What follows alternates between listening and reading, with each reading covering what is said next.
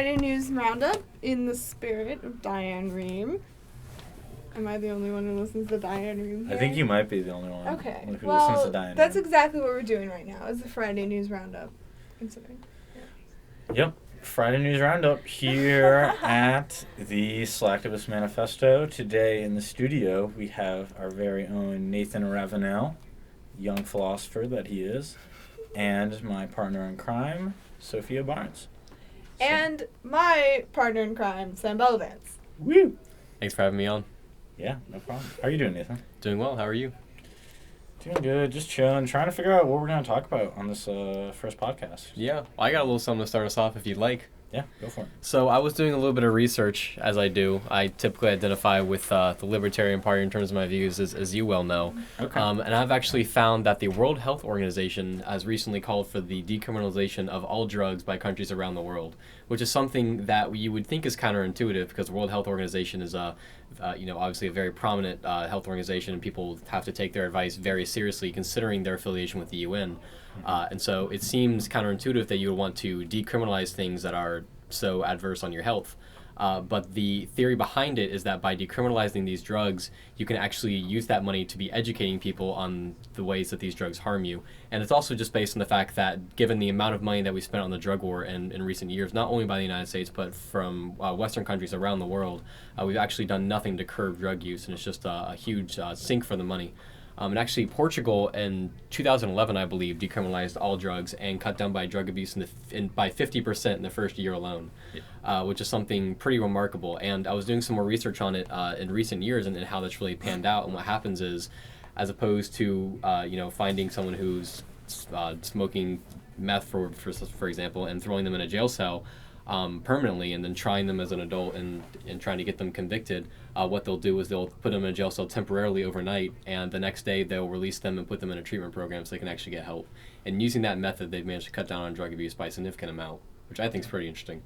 I mean, it wouldn't be an episode of the Slacktivist Manifesto if we didn't talk about the war on drugs. Of course not. So let's just jump into that. Sophia and I were talking about that earlier. Well, we were talking about, racism in the drug enforcement laws in America, but I think the WHO advocating that we decriminalize all drugs is particularly interesting because isn't one of the big factors why people think that drugs shouldn't be decriminalized is AIDS, the spread of AIDS. You share a needle with someone who's a fellow drug user. At least right? with heroin, yeah. With heroin, which admittedly is an extreme drug. So did they even extend that to the point of heroin, and did they... Yes, actually, and part of what they were advocating for was, the availability of clean needles for everyone to be able to use. There's actually, I know Vancouver is actually a heroin capital, apparently, and they actually opened up a clinic there where users can go to get their fix, and they're not arrested. You walk in, you tell them what they need, and they'll provide you a clean needle. And using that, they managed to cut down on the spread of AIDS in Vancouver and other such diseases, and obviously death-related incidents that would occur as a result of dirty needles. Yeah, I have a sister who lived in Vancouver for a while, and from what she told me, what they have is they have parks that are sectioned off, and basically there's a truck there that gives out clean needles, and it does AIDS testing, and it's a mobile. Basically anti-AIDS fighting truck. Right. That and some parks are like that, but then there are other parks where there's zero tolerance for drug use. So you can know if you're taking your kids to a park, you know what to expect when you get there. Versus in America, you go to a park and it could just be anything. Right. American parks are very variable. Some parks are really nice, and then some parks are just drug dens. There's not. I don't know. It's is there any public place? And how do you define public place? Public for who?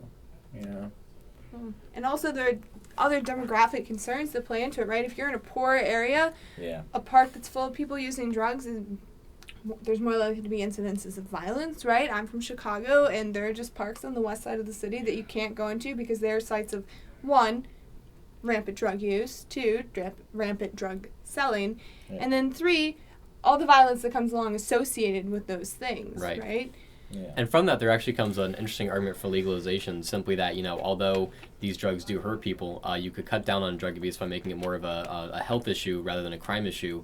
And you could also cut down the black market and cut down on deaths and other incidents that occur as a result of black market trading with drugs, which is how a lot of gangs are financed anyway. So, And, well, see, you get into something interesting with, like, rampant drug use. Like, if you go to, we're at American University, if you go to, like, any apartment building that has a lot of college students, that's rampant drug use. But you don't think of that. When you think of rampant drug use, you think of, like, some ghetto neighborhood where there's, like, cops everywhere, because that's where the drug laws are choose to be enforced. You know, there's rampant drug use on every college campus in America. There's rampant drug use on Wall Street. right. It's just that the laws aren't enforced there, so you don't see the crime. And then that raises the question, if we didn't enforce these laws, maybe there would be less crime. So maybe your libertarianness is rubbing off on me.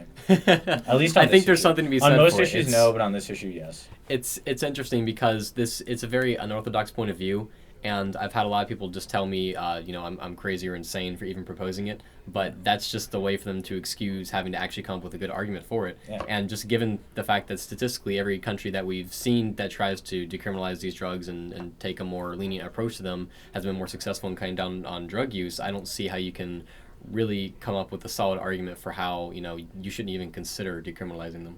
Yeah. I mean, that's basically any time you're having a conversation and someone's like, that's crazy, or like, that's a conspiracy theory. That's them shutting down the conversation because they can't think of a legitimate response. It bothers me, yeah. Yeah.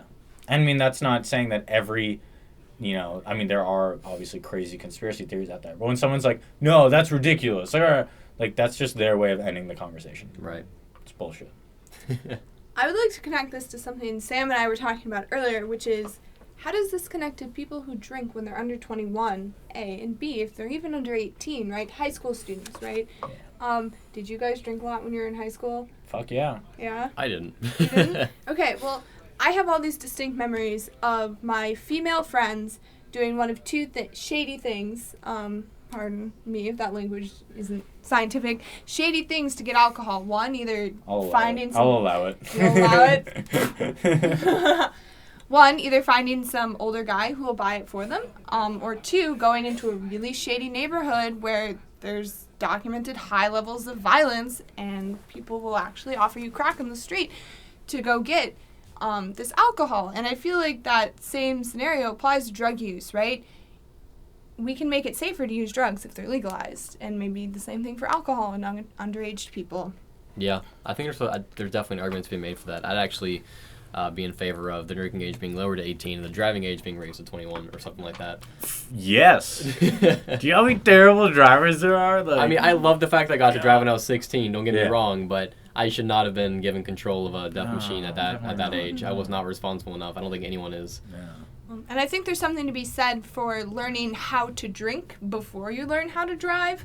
Yeah. Then you're less likely to drink and drive, Yeah. which everyone agrees is And an it's issue. interesting, just by the way that these laws work, it's that, when you're 20 years and 364 days old, you can have a single drop of alcohol, and then the next day it's all out. There's no way to ease into it, and that creates an environment in which you're much less likely to be responsible with these things because you don't really know how they work or anything about them. And I'm not sure how you can remedy that in terms of laws, but I guess responsible parenting would be a good first step, to kind of giving their children an introduction to it. What do you think about like what they do in Europe? Obviously not all of Europe, but some countries where like they have wine and beer are legal at like a certain age. Right. Like when you're 16, you can drink wine and beer, and when like you're 18, you can drink hard alcohol. Like to me, that makes so much sense because they're really different drugs. I mean.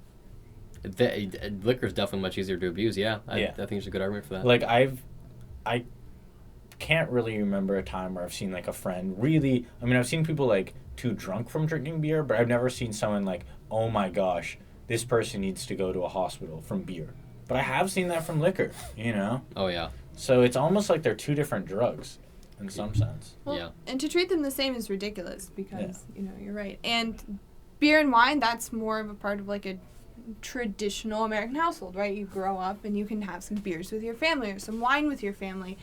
And if you learn how to drink, starting with beer or wine, you know what it feels like to be intoxicated, and you start learning what your limits are, and then you don't make irresponsible decisions like you do when maybe you're 16 or even 18, where you're holding on to this bottle of liquor and you want to drink all of it so you can get rid of the evidence and be done with it.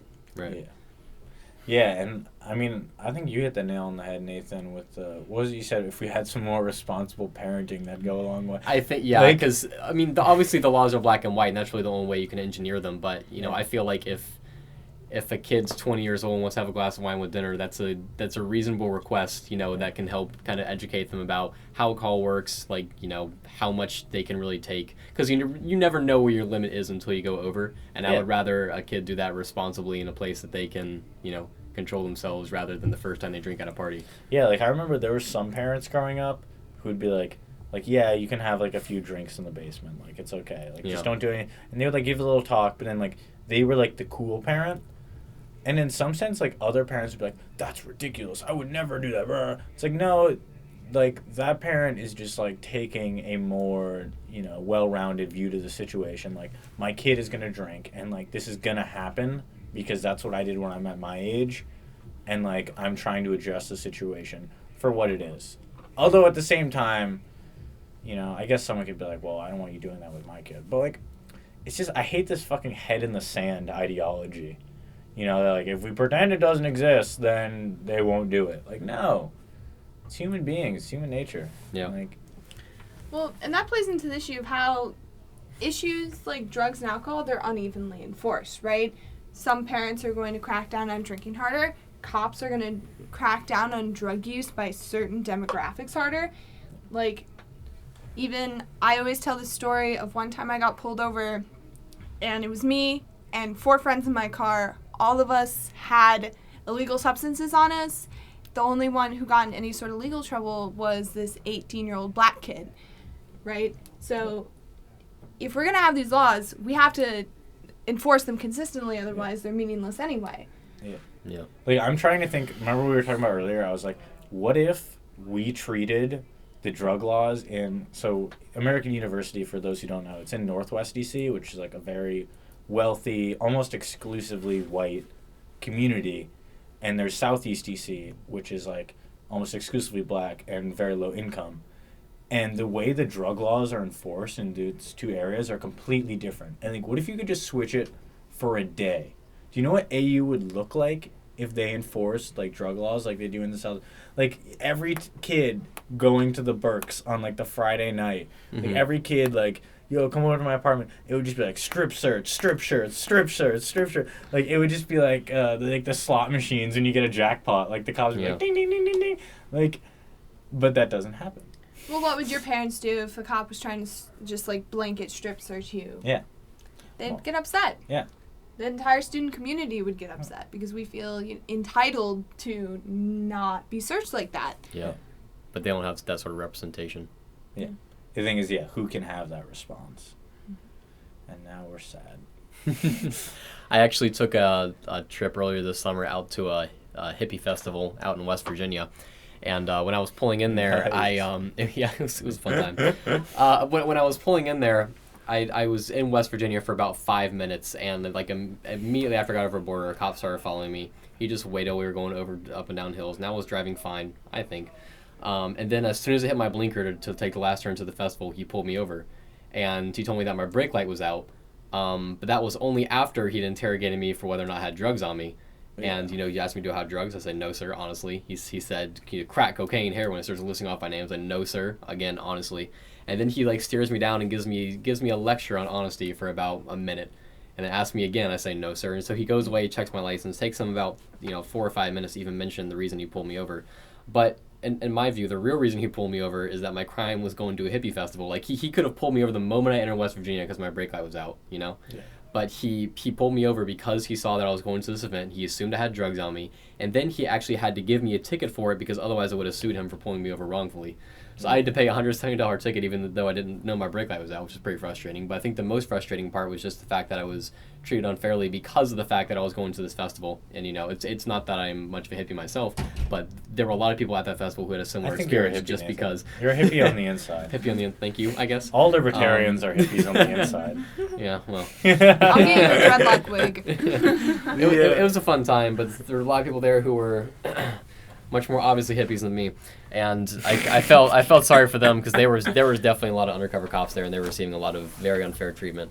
at those hands. And then it's like, what's the role of police officers? Like, if the role of police officers is to make sure everyone is following the rules all the time, then, like, it's just going to be chaos constantly. And they're going to see everything as a threat. Like, everything is a threat. Like, this person's a threat. And I think we're getting to that point now that we're seeing all these episodes with the militarization of police. We're getting to a point where they're more likely to see everything as a threat, regardless of whether or not it is. It's like their job is to maintain order. And if anything's out of order, then it's just constant. Which is dumb. I mean, honestly, even from their perspective, like, that's an impossible job to try and complete. Like, if your job is to maintain order all the time, then you're always going to be fighting. Like, well, your expectations of order have to change. If your expectations of order are, don't harm other people, right? That classic John Stuart Mill idea of freedom, then laws like drug laws sort of like taper off, and then cops can actually focus on maintaining order in ways that actually really matter. Yeah. Such as preventing violence. Right. For example. Right. I think it's a lot more about the idea of serving and protecting people rather than just enforcing laws unnecessarily, because I know that the laws are black and white because that's the way they have to be structured, but you are a human. You are capable of making rational decisions about whether or not someone is really endangering other people here, and so far as they're not doing that, I don't really think it's fair to punish them for that, which we still see happening constantly. Well, speaking of black and white laws, how do we know? There are a lot of pitfalls in the way that we can keep cops accountable, right? Local police departments. I was reading this article on Vox, and it is not mandated that local police departments report statistics on the demographics of people who die during arrests, right? So if someone dies in the process of getting arrested, the police department doesn't have to say their race, their gender. They don't even have to report to any sort of higher organization what the person was doing when they were getting arrested. And so if we don't have basic oversight like that, where we collect data about what cops are doing, how are we going to even... Is that like nationwide, or is that just Chicago? No, it's nationwide. Like, it's part of the FBI Uniform Crime Report that you have to report certain issues, but this demographic, you have to report how many arrest-related deaths you have. You have to mandated to report no statistics on actually who dies while they're being arrested. That's awfully convenient. Isn't it convenient? I love how, like, on the SATs, they always have, like, the which race are you box, but on the you got killed by the police, they don't have that. Like, wow. Exactly. Yeah. Well, it's because those people are already dead. Yeah. Like, god damn, that got really fucking morbid. Sorry, guys. Come on, Sophia. I like to take it morbid. This is a positive podcast. No, it's not. Is it really? No, it's not. It's very negative. Yeah, so do we want... I mean, I don't know. Does anyone else have anything else to say about the drug war?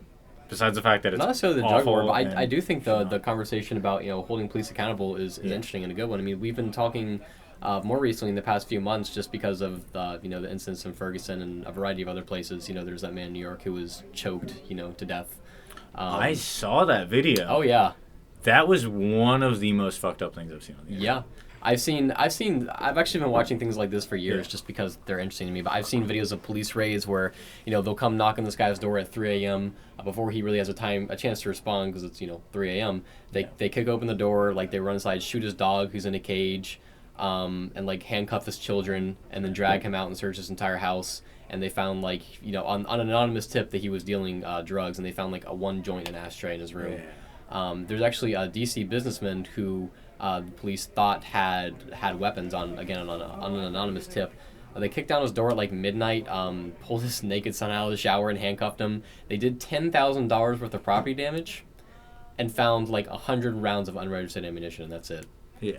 So really I think the question is, when can they enter? Like, what is a good enough basis, for them to enter him, and how accountable can we hold them? Is it really okay that they can just do $10,000 worth of property damage? Dude, you know what I think we need on every police officer in America is I think you should have there should be a GoPro camera right on their chest. And the thing is, it's not even they're talking about that that's now. Not even like an anti-cop thing. That's a pro-cop thing. Because like if you're for everyone who's like, yeah, but like there are good police officers out there too. Then good police officers would benefit from having a camera on their chest. Yeah. Because every good act they're doing, all the legitimate crime fighting they're doing, would be recorded. It's interesting. A lot of the LAPD is resisting that idea, but I actually saw an interview with a sheriff from somewhere or another, and he was essentially saying that the only cops at least who don't want cameras on them are bad cops. Yeah, of course. Yeah. And that in places where they've already implemented this, they've seen complaints against cops go down. Yeah, they plummet. And then, like, some people are like, yeah, but I wouldn't want someone filming me at my job all the time. True, but you don't have a gun and legal immunity. Like, when you have a gun and legal immunity, I'm sorry, but you get held to a higher standard. Yeah. Like, you need to be doing the right thing all the time. Yeah. Like, and we have this, like, culture on the TV where, like, we love, like, the loose cannon cop. Like, we love, like, he's willing to bend the rules, or, like, she'll go outside like the Dirty bra. Harry style. Like, she'll do whatever it takes to bring down the criminal. Like, do you know what that translates to real life? Whatever it takes translates to fucking strangling black people for no reason. Like, that's what doing whatever it takes translates. Like, people will do fucked up shit if they're allowed to. Yeah. So. Well, when people are afraid, they allow horrible things to happen, and you know, it's not the people who hold elected positions who are holding cops accountable aren't the same people who are being targeted by these botched SWAT raids. Yeah. Where the ACLU report that they released about the militarization of police and the rise of SWAT invasions on just normal households had this horrible story about a 2-year-old baby who had a flash grenade land in their crib. Sorry to get morbid again. And ended up staying in the hospital for over 2 months because he was so probably just hurt by this destroyed that baby. Yeah. And that's the thing, they really often get a blank check and very little idea of protocol whenever they do these raids. Like, you know, I was talking to someone who had a connection with SWAT, and he was saying that, you know, a smoke grenade can easily fill up half a house. You know, you need maybe 2. And he was talking with someone in SWAT, and they say, we maybe pump like 40 of these into there. Yeah. And that's the point, you know, where it's like lethal. You can actually choke on the smoke. Yeah, that's like people are going to suffocate. That's hoping that this person's actually guilty and that you're at the right house. You know, and that your tip was correct. And actually I found an article published on September 5th that was saying that the Department of Homeland Security, or at least the Pentagon, is now selling grenade launchers to college campus police. Yeah. Because you can never have enough grenade launchers. Yeah, all the times we get rowdy, you know. I wonder if they have. I was thinking, like, gotta get some tear gas when I was there. reading the articles on, I forget the name of the government program, but the one that allows the Pentagon to sell, like, excess military gear, like, to that was I was wondering if they have, like, on Amazon, like, if you like grenade launchers, you're going to love armored personnel carriers. If you like grenade launchers, you're going to love police badges that you can hand out to 10-year-olds. Yeah, like there's so many fun things you can mix and match when you're brutalizing your own civilian populace. Yeah. But I'm looking at a map right now put out by the Cato Institute that shows... We're just sticking with this libertarian theme today. Well, Cato sometimes puts on good stuff. I'm not going to deny it. I'm sure you do. I, in a very quick count, counted over 30 cities where someone who is innocent has been killed in an unnecessary SWAT or police raid. It's over 30 cities. Yeah. Wow. Yeah. It's interesting what generates attention because a lot of these have gone unnoticed. But I remember a video that came out, I believe it was last year, maybe the year before, where this guy is being handcuffed just for filming a SWAT raid, and he left his car window down. His dog jumped out and ran over to the police officer and started barking. The police officer just pulls out his handgun and just like shoots him like 5 times. Yeah. You know, when the dog's doing nothing just because he's handcuffing his owner, and that went viral. And people from around the nation were calling in and trying to get that cop arrested and fired. But you know, these sorts of things happen all the time, and it really depends on who it is, and I guess if there's video taken of it, you know, to really create a lot of frustration about it. I was listening to someone, I forget who it was, but they were like, stop saying fuck the cops and start saying film the cops. Like, that's our generation. It needs to be like, film them. Yeah. Like, because that's, you accomplish so much more from that than just being like, oh, police are you. Like, that's a very easy statement to make. Yeah. But it takes a lot more to actually, like, rise above that and start, you know, trying to prompt some change. Even if we can't begin by filming the police, at least getting better statistics on the types of people that police arrest and who they killed. Like, there's really a huge lack of oversight, right? The cops aren't really accountable to anyone. Right. But how much of that do we already know? You know? knowing we already know where the drug in war is enforced and where it isn't enforced.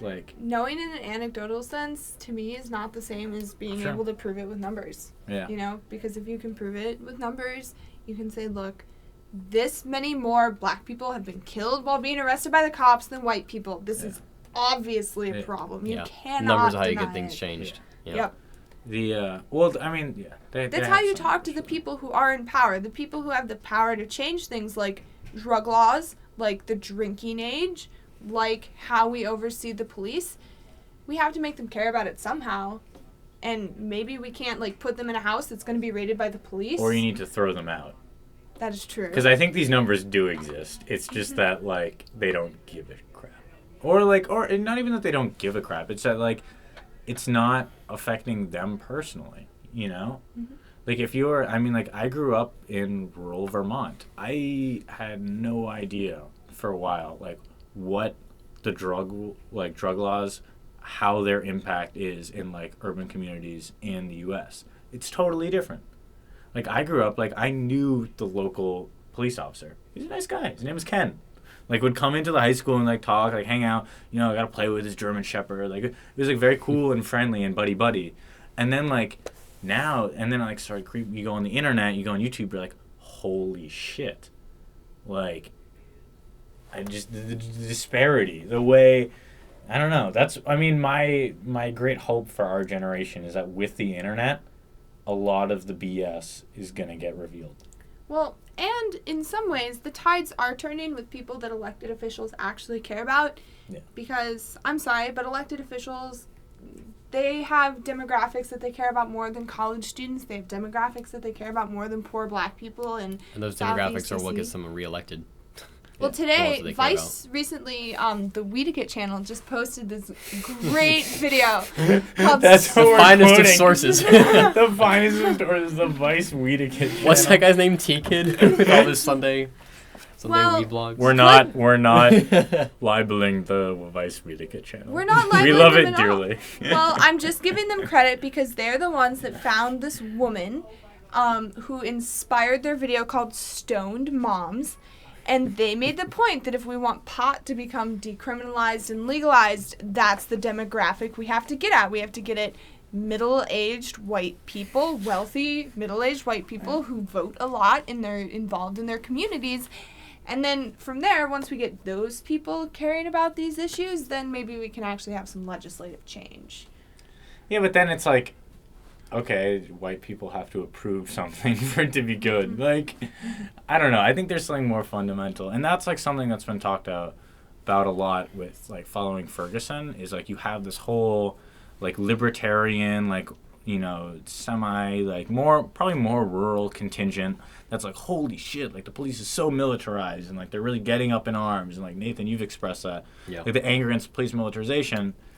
And then it's yeah, but a lot of this stuff has been going on for a long ass time. And only now these libertarians are coming out of the woodwork. So it's I'm glad, but at the same time, if they're all harping on the police militarization, but not, you can't leave out the fact that this is obviously racially motivated and socioeconomically motivated. Well, certainly not. I think one of the interesting things about it is that, you're right, these are things that have been happening for years, but it's becoming more escalated in recent years. And I think this is something that, a lot of libertarians or certain Republicans, such as Ron Paul, have been discussing for a very long time.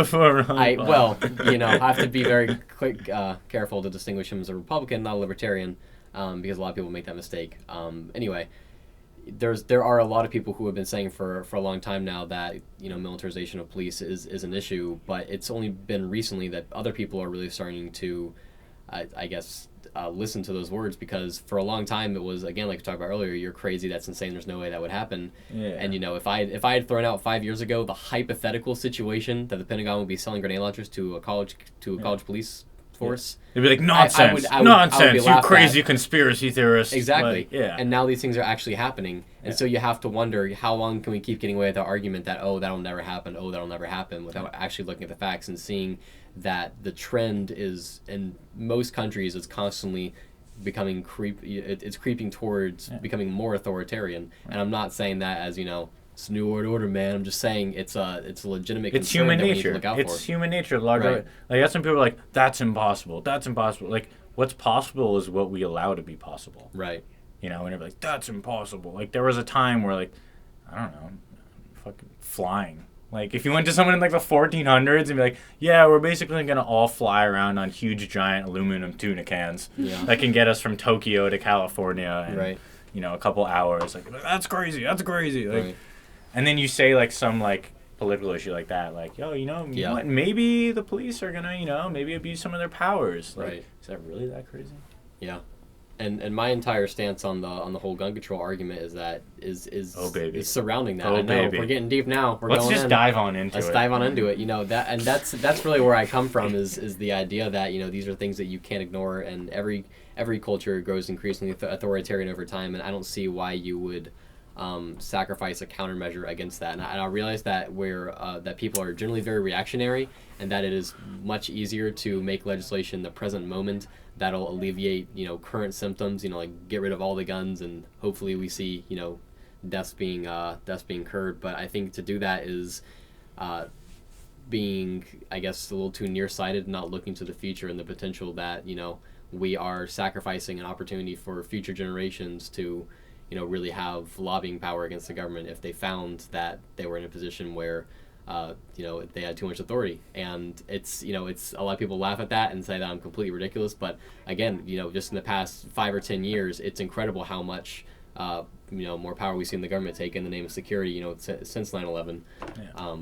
It's really become a more prominent issue. I want to ask a clarification question, because kind of what I'm hearing, and I might be misinterpreting this, is that part of the reason why we shouldn't like impose strict gun controls and frankly just take guns away from people is because we need that check on the government. Is that kind of what you're getting at? Yeah. I'm not making an argument against lenient gun control, because there obviously needs to be gun control work done. I'm not saying there doesn't need to be, but and obviously, there's some very radical ideas out there right now. Yeah, well, rural Vermont and urban Chicago need completely different gun laws. Yeah. But to the point about militarization of the police, if we allow the police to become completely militarized, even an armed population won't be able to stand up to them for more than about 10 minutes. People say that, but, you know, it's interesting. We are way better armed than the people of, say, the Middle East, and look how successful we've been there. Yeah. You know, in Vietnam, you know, and Korea, there's all different sorts of you know, things that we've managed to observe where. And popular journalists have said this, you know, that ground troops win wars. And now we see Obama's talking about going back to war with ISIS, you know, but it's just going to be airstrikes, no boots on the ground. You know, even I don't think it would work with boots on the ground anyway for a variety of reasons. It's a whole other topic. But I don't think airstrikes are going, even against a real enemy that you can identify, like an actual country or a state, it's not going to be effective enough. Well, you know, we it's can good bomb technology. them all to hell, you know, for the next 2 years, and if no one's there, unless we go on the ground and literally stand there in our boots, someone else will go stand bloody, there. Bloody boots. Yeah. Exactly. So. Yeah, I mean, I don't know. I definitely, I probably disagree with you on some of the gun control issues, but the thing is, I don't think you're crazy for making that remark. Yeah. I don't think you're crazy. I definitely, I don't think having guns is a deterrent against government overreach. I think controlling the government is a deterrent on government overreach. But how do you do that when the government controls the government? Yeah, so I don't know. That's the thing. You get into these deep philosophical questions, and I don't think you're crazy for making them. And in fact, I wish more people were willing to make it. That's, you know, one of the things I don't like about the gun control group is that they're like, oh, these gun nuts, crazy gun nuts. I'm like, you're not really addressing any of the questions posed. Obviously there needs to be safe gun regulation. I think if you I think owning a gun should be owning a car. You should have to be registered. You should have to store it safely. You know, you should have to be a certain age. Obviously there's responsibilities, but when you get a driver's license, you have to take an eye test. Yeah. Right? Yeah. And maybe there's an equivalent of that, some sort of mental health screening for guns. Right. No test when you have a kid, though. Interestingly enough. Probably the most influential... But think about it. The most influential things probably... I mean, obviously, we're not old enough. But, the most influential thing any of us will do will be probably have a kid. Because in terms of, long impact on society, but there is no test. Like, there's no threshold you have to pass. Keep your hands off my body. But, like, keep your laws off my body, rather. You can't legislate that. No, I'm not. No matter how much no. Yeah, but I'm saying, like, in other countries, like, you go to Scandinavia, like, when someone has a child, there's, like, a community thesis that, like, person X is having a baby. This baby is important because they are part of the next generation. We need to all work together to make sure this child has some base level of education, some base level of, like, love and attention. Like, that's what I'm getting at. Not, like, I think you should have to pass a test to have a kid, but the fact that, like, there's no, like, base. I mean, like, I guess you get, like, welfare if you have a kid, but there's no, like, community recognizing that, like, this is important. This is an important responsibility. Yeah, that's a cultural paradigm more than a. Yeah, I don't even know where I was going with that, to be honest. Well, we can just. That's interesting. I would like to take 2 steps back. We can glaze right over. Great. Yeah, take 2 steps back. Take 2 steps back. I think that a lot of people really hang on to their guns because they're really afraid, right? Mm-hmm. I read a story in Rolling Stone. Essentially, the idea was, what does the far right in Texas really look like, right on the ground? And, they talked about a lot of people who attended Tea Party rallies or rallies that are even, considered right of the Tea Party. Mm-hmm. A lot of them are actually veterans with serious incidences of PTSD, who hang on to their guns because they are terrified of what will happen if they don't have them anymore.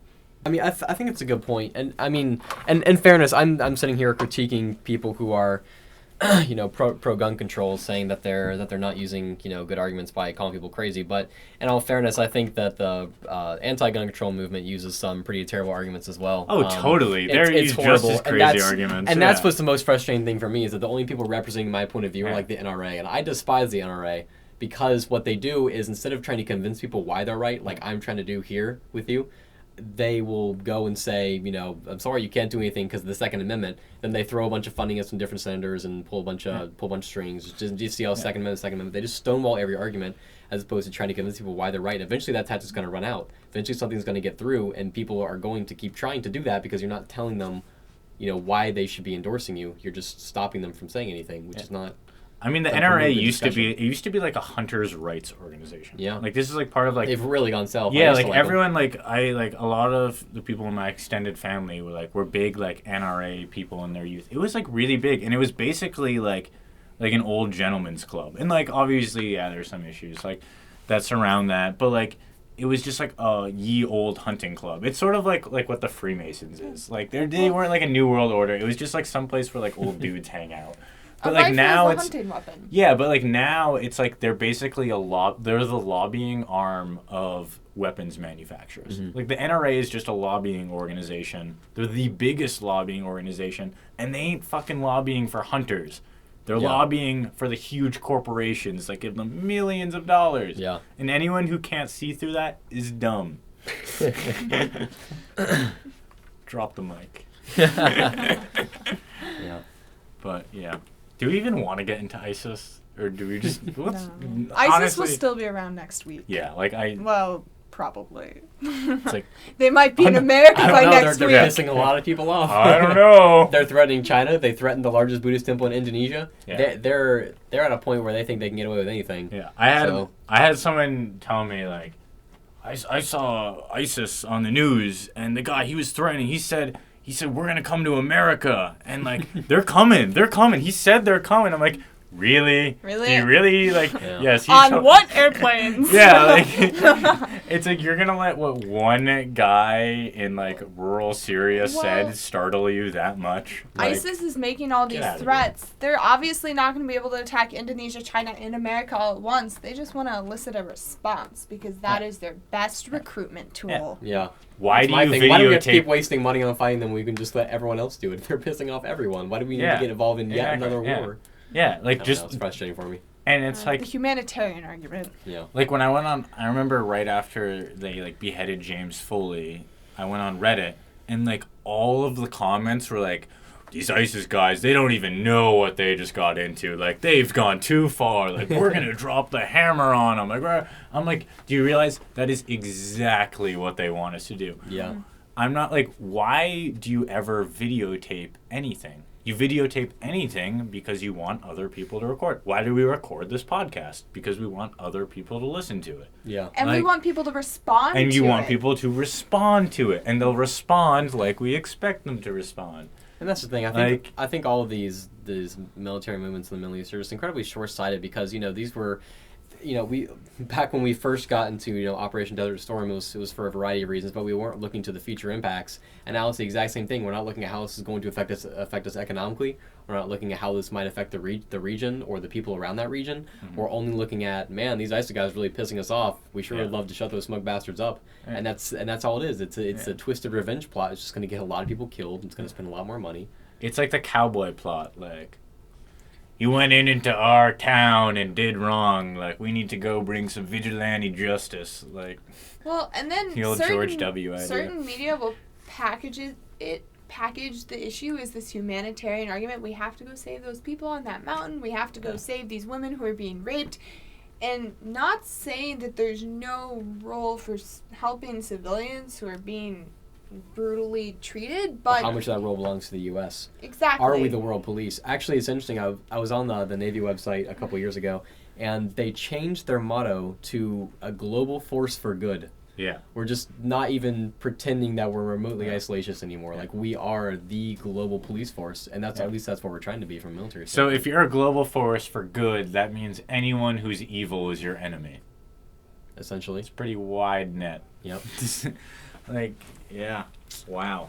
And how do you decide who is evil? Because I say this until my face turns blue. One person's terrorist is another person's freedom fighter. Yeah. Yep. I hope you keep saying it. I hope you say it till your face turns purple. You're gonna go beyond. Because people don't say it enough. Like what you said with the media. Yeah.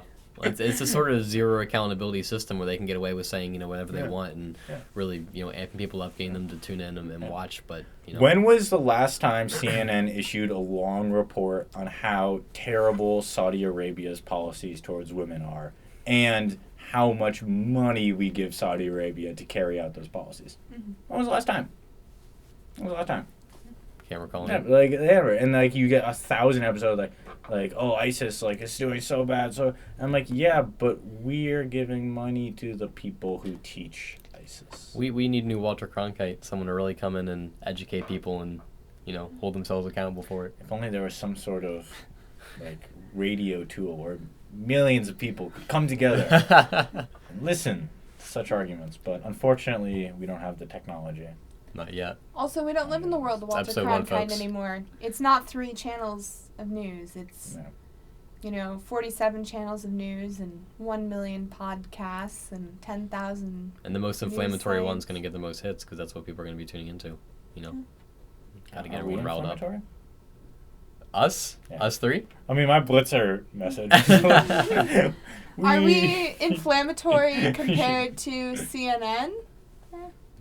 But also, we're a bunch of college students. Do we have a little more license to get excited about these things, maybe, than CNN does? Yeah, and I mean, for every person saying that we're a bunch of college students who don't know what we talk about, well, you know what? You're going to be dead in 30 years, and we're going to take over the world. Now we're inflammatory. So, hey, what's the average age of a Fox News viewer? 70. 71. Really? 71. 71? The average age of someone who watches the O'Reilly Factor, 73. That's the average age. The average age. Yeah. Anyone who's listening to this, please send me a Facebook message and tell me how old you are. Yeah, we need to get some good statistics coming in here. I'm 90. You ageist. Look at our demographic. Yeah. Okay, we should probably stop this. All right, I think that's a really good note to end on. This has been the Slacktivist Manifesto. Listen again next week.